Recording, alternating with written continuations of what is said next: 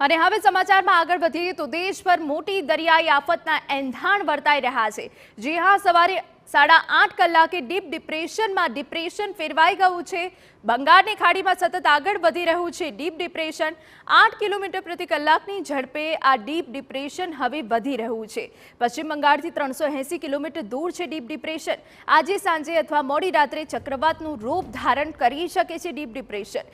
107 કિલોમીટરની ઝડપે પવન ફૂંકાઈ શકે છે। 26 મે સિવિયર સાયક્લોનમાં પરિવર્તિત થઈ શકે રેમલ વાવાઝોડું, અને જ્યારે સિવિયર સાયક્લોનિકમાં પરિવર્તિત થશે ત્યારે 120 થી 130 ઝડપ સાથે આ વાવાઝોડું ત્રાટકી શકે છે। 26 મે મોડી રાત્રે પશ્ચિમ બંગાળના સાગર દ્વીપ અને બાંગ્લાદેશના ખેપુપારા વચ્ચે લેન્ડફોલ થવાનો છે। પશ્ચિમ બંગાળ પર રેમલ વાવાઝોડાની સૌથી વધુ ગંભીર અસર થઈ શકે છે।